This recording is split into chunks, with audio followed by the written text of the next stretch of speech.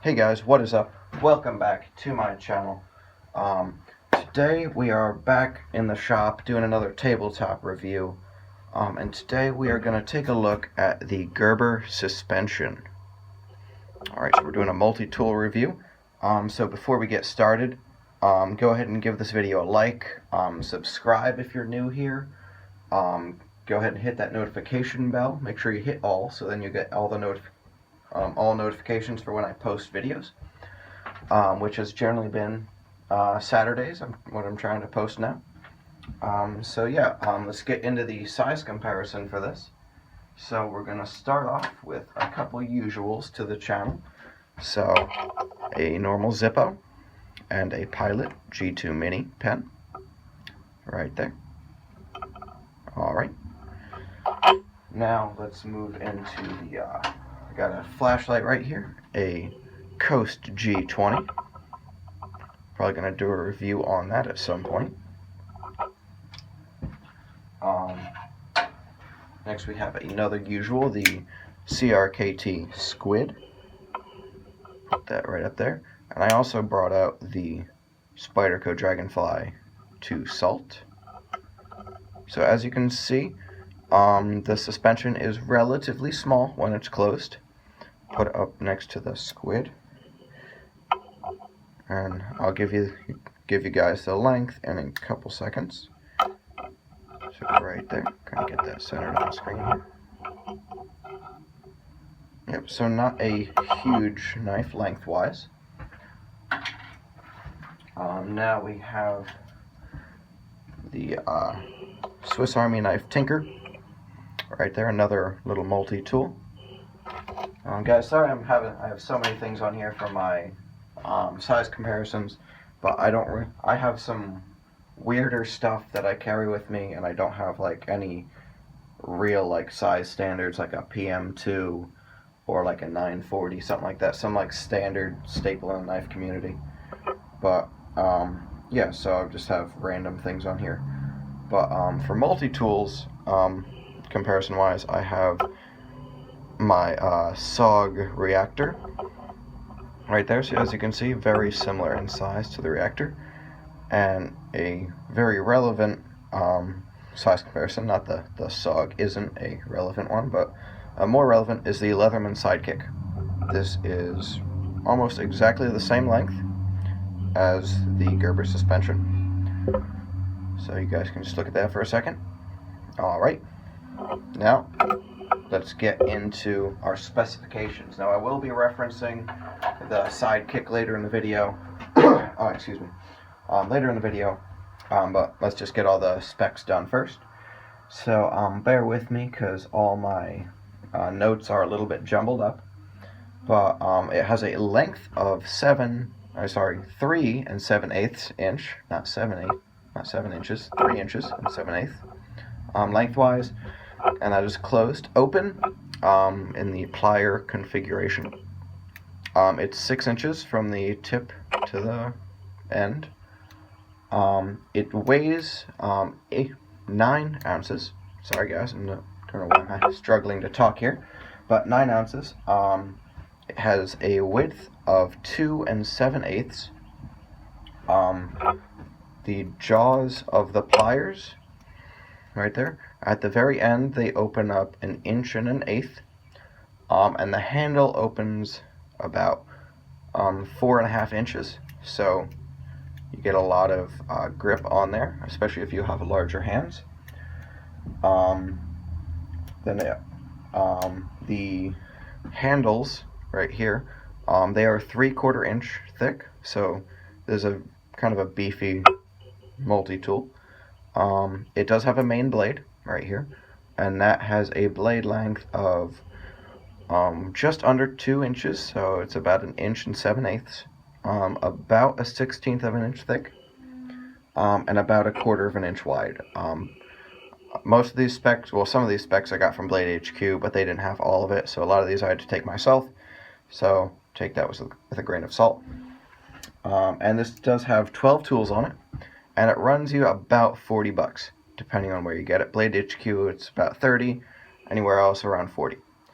Alright, so now let's get into our good and our bad. What is good about the Gerber suspension? So, first thing, the tools. The tools are pretty good. So on our first side, we have our main blade, as I showed you previously. It has a large Phillips, a large flat, and a 2D Phillips. And it also has a saw. Now all of these do lock. They are locking. The blade locks. All the tools lock. On the other side, and the blade does have a thumb stud. I forgot to mention that. But it does have a thumb stud. It doesn't flick out, but you can roll it out. On the other side, we have a fully serrated blade. This is a sheep's foot blade. The other one was a Warncliffe style blade. A full serration.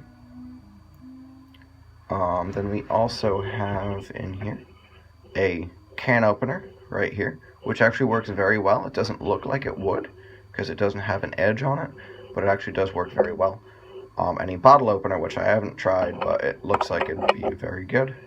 Then we also have a small flathead driver right there. We also have a pair of scissors right there. And they lock as well. Like I said, all the tools lock. And it does have a little lanyard hole right here. So if I just put these all away. Right there is a little lanyard hole. I don't use that a whole lot, so I normally just keep it folded in. And it does lock open. I don't really know why they have a lanyard hole on here, but yeah. Hang on a second, guys. Scissors are kind of poking out there. There we go. Alright. So yeah, the tools are pretty good. Moving on to the blade shape. Blade shape is a Warncliffe, as I mentioned earlier. So that'll be good in like a pinch grip or a pen grip for doing fine detail cutting, stuff like that. Good as a box opener with its straight edge. This does have two blades. Oh, sorry about that, guys. And sorry if I seem kind of confused where I am. I'm just not used to doing these with notes quite yet, because I've been used to just winging it, but I'm trying to get this going here. So yeah, this has a second blade, as I mentioned. This one is more of a sheep's foot with that just straight kind of drop off, full serration. I do like how it has the two blades on it. It's very handy. I just put one of these away so I don't cut myself on camera, because that'd be most annoying. I do like how it has two blades. It's very handy. So you don't need a partially serrated blade, which personally I hate, but I know a lot of people like them. Especially non-knife people. Like if they're just buying a knife, they generally buy a lot of the half serrated blades. But I like plain edge just because they're easier to sharpen. Alright, and lastly, for the good, is if you're looking for a multi-tool that you really just want a folding pair of pliers, and you don't care if it has anything else, the ergos on this, for plier-wise, are probably one of the better ones I've had. Now, they're not going to be as comfortable as just like an actual pair of pliers, but they are quite comfortable. They're definitely not a glass covered sea urchin, not by any stretch of the imagination, but to use as pliers, they are pretty good. Alrighty, so now for the bad, and oh boy, we got a lot of bad here, so buckle up, people. First off, scissors. Scissors are, how do I say this in a nice way? They're crap. When I got them, they never came functional without me having to use them differently. You can see I can use them, but that is with me applying pressure that way on this bar, because for some reason that spring, if I just push straight down, that spring will just hop right up onto that piece of metal. As you can see, it's bent out to the left a little bit, so you kind of have to put pressure to the left to counteract that, and even then it'll still do it. You really have to put a lot of pressure. And honestly, they're just not great scissors. They kind of just threw them on there. I mean, if I grab my little Victorinox Classic ST, this happens to be the Frankie and Bird Birdshot IV edition. You can see you really have the same length, scissor-wise, and these are in a smaller package, and they're so much easier to use, because the spring might break eventually, but it's never going to pop up onto the side of this handle, and it's in such a small package, you don't really, they kind of just put it on here as just a novelty, like, hey, you got scissors, but there's really no point to that. Let me see, does the Sidekick have scissors? If I didn't mention it before, the Sidekick isn't mine, it belongs to my dad. I'm just borrowing it for this video because I only have the one other multi-tool. But this does not have scissors. But if it did, I'm sure they'd be a heck of a lot better than that one. So yeah, the scissors on there are really just a novelty. They're just there. They don't work really great. My brother has the same exact model, and even he said that they're not great. So up next, this will rust. I am in more of a humid climate, so that could be it. Whoops, sorry, hit the tripod. So you can see there is some rust on there, and is that rust? That looks like a little bit of rust there on that blade, and then also on this blade there's some rust as well. So yeah, it will rust just because it just seems like a mild steel kind of construction.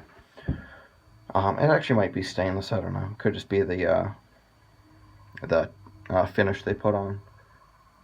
Next up, the steel isn't great. It's just a stainless steel, made in China kind of thing. This is made in China, so for me that's I don't love it, but I also don't hate it.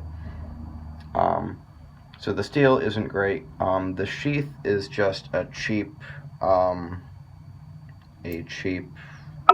nylon kind of pouch. It worked for a while, but then it starts to fray, as most of them do. It does not have a pocket clip, so you kind of have to in-pocket carry it or put it on your belt. Some people make Kydex sheaths for these. There's one on Blade HQ, I believe. But I don't carry this nearly enough to even consider buying one of those. Though it weighs so much. Like I said, this is 9 ounces. Now, that could be normal for multi-tools. I don't know. I'm not huge into multi-tools, like I said earlier. But to me, that's just way too much. I mean, to put on my belt, yeah, I mean, I can put a full-size fixed blade on my belt. It's not going to matter. But for something like this that I wouldn't use a whole lot, I would much rather get a Leatherman Sidekick, which, honestly, feels about the same, but it has a pocket clip, so when it's in your pocket, it'll disperse that weight a little more, just a little bit, but also it won't just be sitting in the bottom of your pocket like this would without a sheath. And lastly, and this is the killer, man. I mean, honestly, the whole thing really isn't that great. Whoops, sorry guys, there's some mess on my table here. It isn't great, but if you're gonna use this knife, just no, because I mean, the knife is usable. The handle is not at all. And I mean, I hate to badmouth multi-tools, but this, using it as a knife, is pretty darn close to, you guessed it, the glass-covered sea urchin. And honestly, this as a knife, I'd rather use the SOG reactor, also known as the glass-covered sea urchin. I'd rather use that than this, because this, there's like every single corner just digs into my hand. That corner, that corner, that corner, that corner. All these lock bars, that thumb stud, I can feel all of it, and it is horrible. I feel like I'm just going to get blisters just by holding this. Even just by looking at it, my hand's just going to blister up immediately. So yeah, this was definitely not designed to be used as a knife. I feel like they kind of just put that on there for quick cuts, not really to be used. So again, kind of a novelty, which is annoying, but I can kind of understand it. It's a multi-tool. They're just trying to throw as many things on there as possible. But on the flip side, here's the Leatherman Sidekick. This also has a blade on it. Light years more comfortable. And this, it still isn't fully comfortable. I can feel the pocket clip. Wait, can I? No, I actually can't feel the pocket clip. But there's a little sharp spot right here I can feel. Up right here, the saw, it's on this. It's actually stuck. But that has a very sharp spine, so I can actually feel that. But I'd still rather use this than that. I'd rather use the SOG reactor than that. So if you're looking for a multi-tool you can use as a knife as well, I'd skip right over this. Just yeet that out of here. Hit that yeet button. Get it out. And I'd buy yourself something like this. This is the Leatherman Sidekick. Really, any Leatherman you can't go wrong with. Leatherman's been in the game for a while. So yeah, if you're definitely looking for a multi-tool, I'd go with a Leatherman, not this Gerber. Now, I'm not saying all Gerbers are bad. I'm sure they make some nicer multi-tools. Some of their knives are pretty good. But this one, the Gerber Suspension, is just not a great tool to be used. If it's uncomfortable to use, you're not going to use it, so you're probably wasting money. And especially right now with this whole coronavirus, with the economy being bad, that's not something you want to be doing. You don't want to be wasting money. So yeah, that's pretty much the whole review here. So let's just do a quick recap of the good and the bad. So recap of the good, good tools on there. It's got some handy screwdrivers. It has 2 blades. Blade shape is handy. Ergonomics as pliers is pretty good. Nothing super crazy, but it is decent for what you're getting. And again, remember, guys, this thing is $40. So I'm comparing it to the Sidekick, which I don't have the price off the top of my head, but I'd say it's probably anywhere from $60 up. It might be even, might even be like 80 and up. Again, I don't know that off the top of my head. But yeah, so this is a $40 tool. So I mean, you're not gonna get quality. I mean, stellar quality for the price you're tagged, but still, like I was saying, ergonomics pretty good, tools good, blade shape not bad. Having 2 blades is pretty good. Just so then you can have your plain edge and your serrated. For the bad, sheath is bad. Scissors are just not great at all. Just total gimmick. It rusts up crazy. The steel on the blade isn't great, but again, $40. I forget if I mentioned the sheath already, but the sheath wasn't great. It's way too heavy, and the ergonomics as a knife are just flat out bad.